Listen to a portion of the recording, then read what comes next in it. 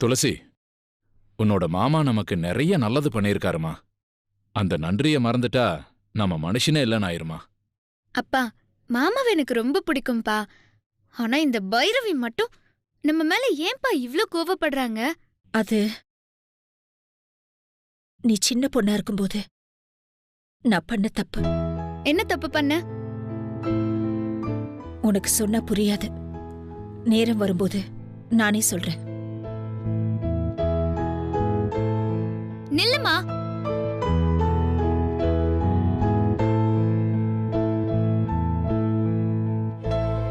என் மேல உனக்கு நம்பிக்கை இல்லையாமா? பொண்ணுங்கிற உரிமையில கேக்குற மாமாவுக்கு நீ என்னம்மா தப்பு பண்ண? என்னால புரிஞ்சுக்க முடியுமா? சொல்லுமா, சொல்லுமா.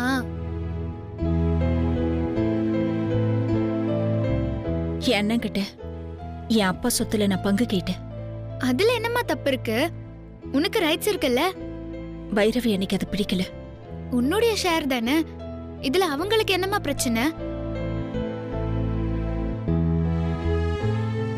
கல்யாணம் ஆன புதுசுல அண்ணி என்கிட்ட சந்தோஷமா பிரியமா தான் நடந்துக்கிட்டாங்க. ஆனா விதி யாரையும் விட்டு வைக்கல. நீயும் விஸ்வாவும் பிறந்தப்பவே எங்களுக்குள்ள பிரிவினை உண்டாயிடுச்சு. நீங்களும் வளர்ந்தீங்க, அண்ணியோட விரோதமும் வளர்ந்தது. அண்ணியோட எல்லா கோபத்தையும் நான் பொறுத்துக்கிட்டேன்.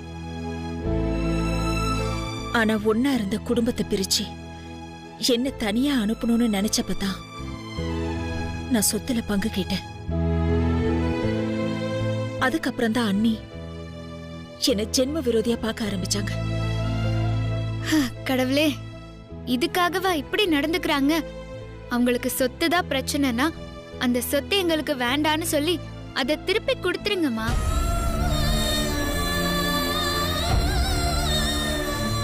துளசி, இங்க பிரச்சனை சொத்து மட்டும் இல்லம்மா, சொந்தமே பிரச்சனை தான். போதும்பா. சொத்துக்காக அம்மாவை என்னெல்லாம் பண்ணிருக்காங்க. தப்பா இருக்கிறவங்க திருத்துறது தப்பே இல்லப்பா. அதுக்கு இல்ல துளசி. அப்பா, எனக்கு வேற வேலை இருக்கு. நான் வெளியே போகணும். எங்கம்மா போற? வண்டிய சர்வீஸ்க்கு விடணும்பா. ஏய், அத நாளைக்கு பாத்துக்கலாமேமா. இன்னைக்கு ஒரு நாள் வீட்ல ரெஸ்ட் எடுத்துக்கோ துளசி. பரவாயில்லம்மா, அதெல்லாம் நான் பாத்துக்கிறேன். ம்? அம்மா, உன்னுடைய கதையை கேட்டு நான் ரொம்ப ஃபீல் ஆயிட்டேன்.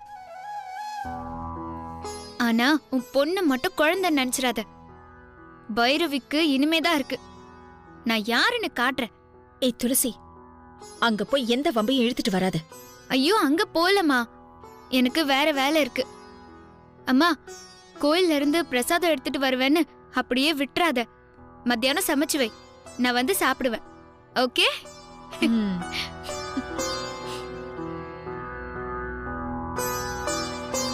கோயில்ல பட்ட கஷ்டத்தை எல்லாம் அவ மறந்துட்டா பாத்தியா? இன்னும் விளையாட்டு பொண்ணாவே இருக்கா. அவளை விடுங்க. என் அண்ணியை என்னன்னு சொல்றது? துளசி தன்னோட பொண்ணுதான்னு தெரியாம எவ்வளவு இடைஞ்சல் தராங்க. அத நினைச்சு சிரிக்கிறதா அழறதானே தெரியல. பைரவிக்கு உண்மை தெரியறப்ப அன்பு தன்னால வந்துரும். அது வரைக்கும் கொஞ்சம் அமைதியை விடு சிவகாமி.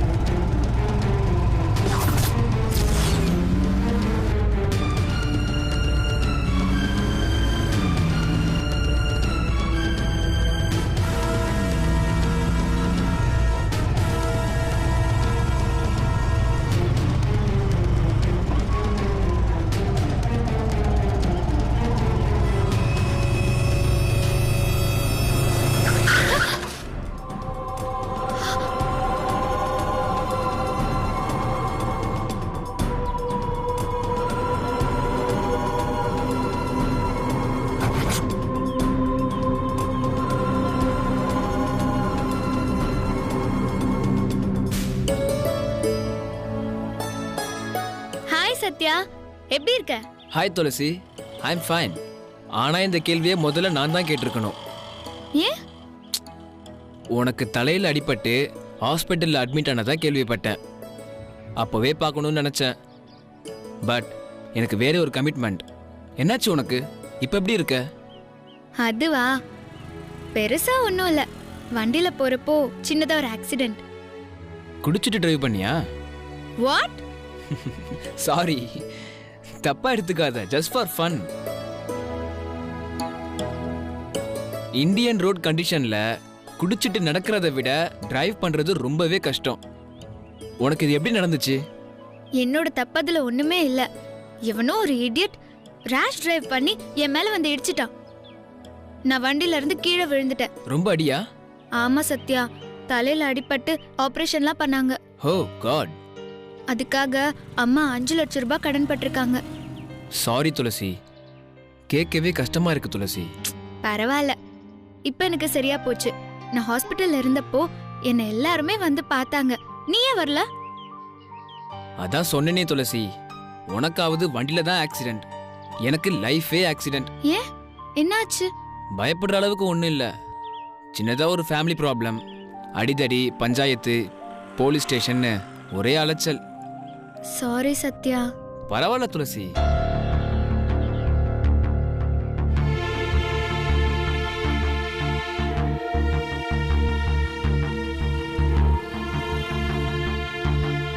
இவன் என்னோட சீனியர் ஆச்சே. பேரு கூட சத்யா. எஸ். இவன் எப்படி இங்க துளசியோட பேசிக்கிட்டு இருக்கான்? இவளுக்கு என்ன புத்தி கித்தி கெட்டு போயிடுச்சா? இவன் ஏற்கனவே காலேஜில் ஏகப்பட்ட பொண்ணுங்களை ரூட்டு விட்டு பேரு கெட்டு போயிருக்கு. யாரோ ஒரு பொண்ணை இவன் லவ் பண்ணதா சொன்னாங்க. சரியான ஜொல்லு பார்ட்டி. இவ கூட எதுக்கு பேசிக்கிட்டு இருக்கான்?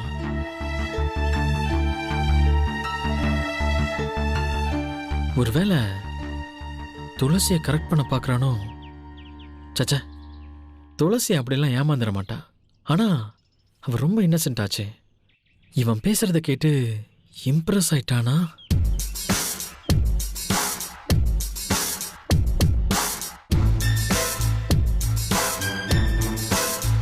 ஆமா, உன்னோட லவ் மேட்டர் என்னாச்சு? என்னோட ஃப்ரெண்ட் வரலட்சுமிய இன்னும் லவ் பண்றியா? எங்க, இப்ப அவ ஆளே மாறிட்டா. என்ன சத்யா சொல்ற? அவளுக்கு இப்ப கல்யாணம் ஆயிடுச்சு.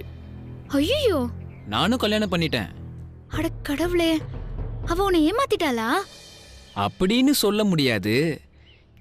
ஏன்னா அவ என்னதான் கல்யாணம் பண்ணிக்கிட்டா. சோ, ஏன் நீ என்ன இப்படி கொல்ற? நீ இன்னும் மாறவே இல்லையா?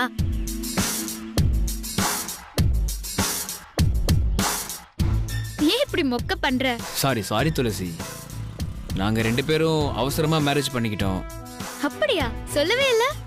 எங்களோடது திருட்டு கல்யாணம், அதான் சொல்ல முடியல. Anyway, congrats. தேங்க்யூ.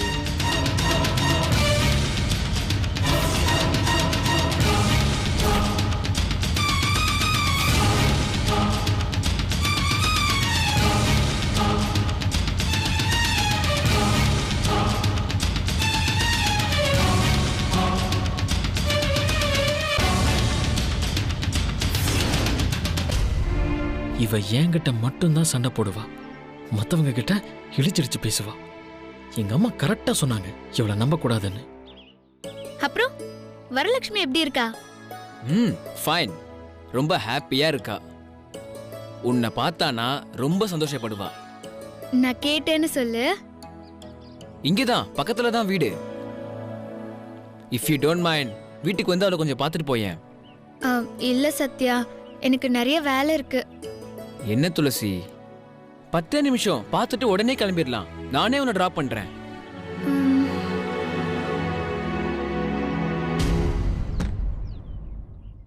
நல்ல ஃப்ரெண்ட்ஸு, பார்த்து ரொம்ப நாள் ஆச்சு. இன்னைக்கு வந்து பார்க்கலாமே துளசி. ஓகே, நீ வண்டி எடு, போலாம்.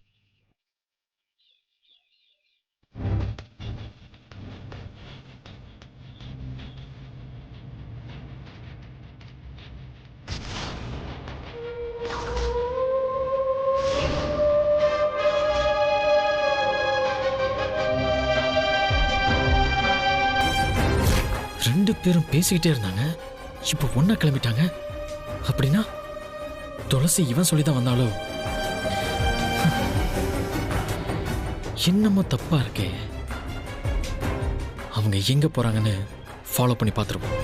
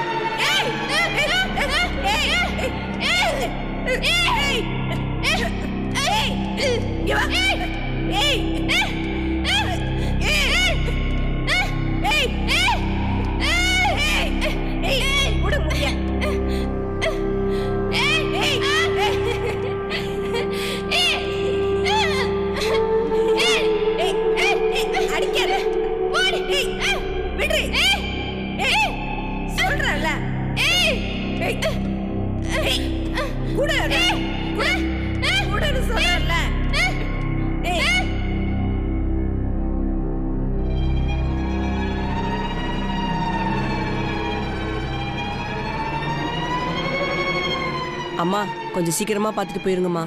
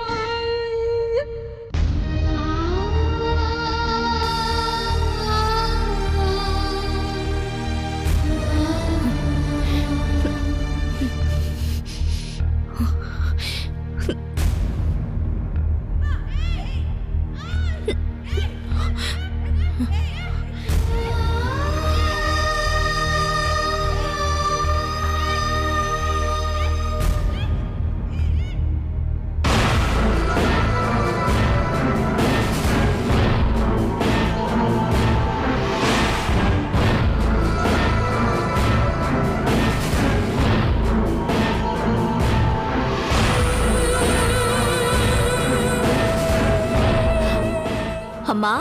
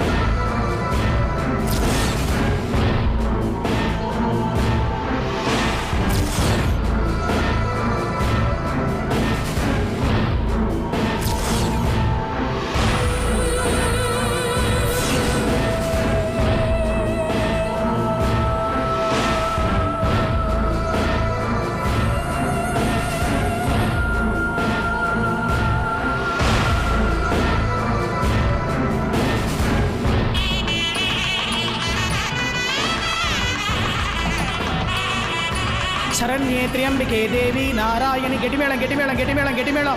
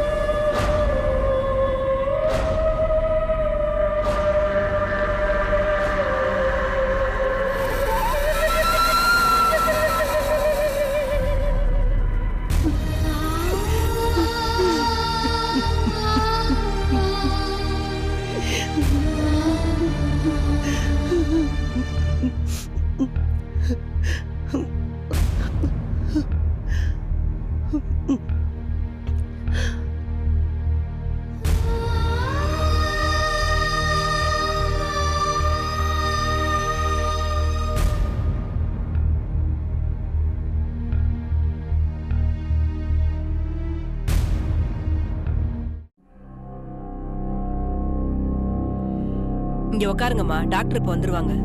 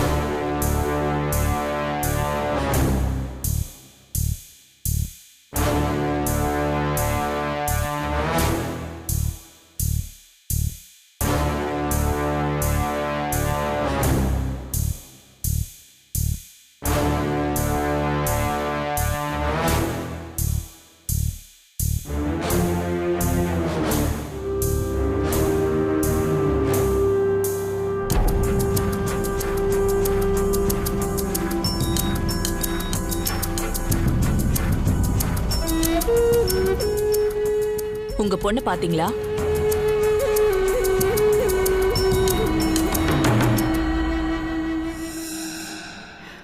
நான் அவளை பார்க்க தான் வந்தேன். ஆனா அவளோட கோலத்தை என்னால பார்க்க முடியல. வேதனை தாங்கமான திரும்பி வந்துட்டேன். ஒவ்வொரு தடவையும் இங்க இதுதானே நடக்குது. என்னால வேற என்ன பண்ண முடியும்? அவகிட்ட என்னால பேச முடியுமா? இல்ல மகளே ரம்யான்னு பாசத்தால என்னால கூப்பிடதான் முடியுமா? நான் தான் அப்படி ஒரு குடுப்பனை இல்லாத துர்பாகியவதி ஆயிட்டேன்ல.